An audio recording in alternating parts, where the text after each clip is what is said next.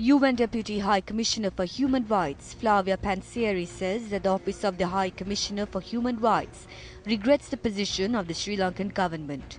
She made this statement presenting the oral update of the High Commissioner for Human Rights on the progress of the investigation on Sri Lanka at the UN Human Rights Council in Geneva yesterday. We therefore very much regret the government's position specifically on the resolution and would like to encourage it to keep its channels open. Indeed, this investigation is a unique opportunity to establish an accurate record of patterns of human rights violations and related crimes alleged to have been committed by both sides during the latter part of the conflict.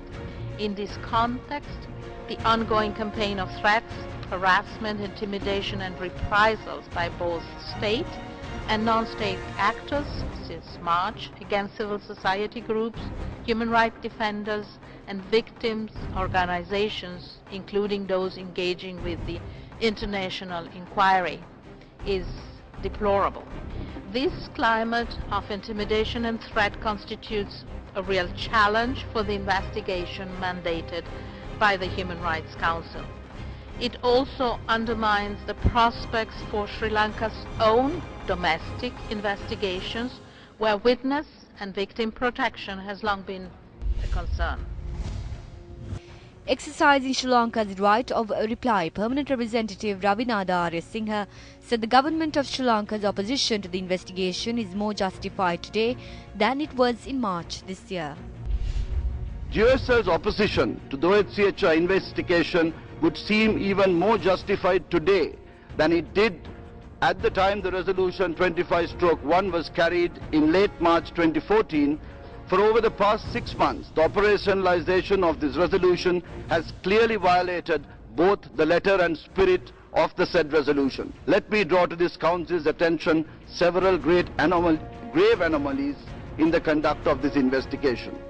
It has gone beyond the time frame. It has expanded the scope and subject of discussion. In contravention of provisions of the PBI, the OHCHR has decided to appoint 3 high-level individuals instead of 2.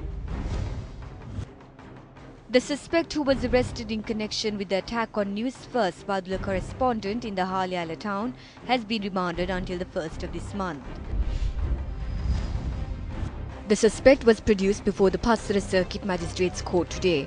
He was later taken in an ambulance. Newsfirst correspondent Chandana Kuruparachi was attacked when he attempted to cover a clash between 2 groups of political party supporters in the Halyala town.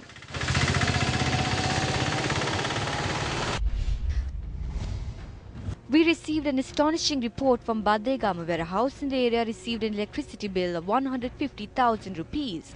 It should be noted that this house has just 6 light bulbs that function. This house in the Udagama area in Akuratiya, Baddegama, is occupied by a carpenter, his wife and 2 children. This family claims that ever since they've lived in this house, they have received a monthly electricity bill of just 500 rupees or less. Therefore, for the 68 units utilized for the month of August this year, as mentioned in the electricity bill, a payment of 842 rupees and 40 cents should be made. However, the total amount payable has been recorded as 146,561 rupees and 78 cents. When Newsfirst contacted the electrical engineer of the Baddegama Pradeshya Sabha, he said that this figure was a mistake and that steps are underway to rectify it.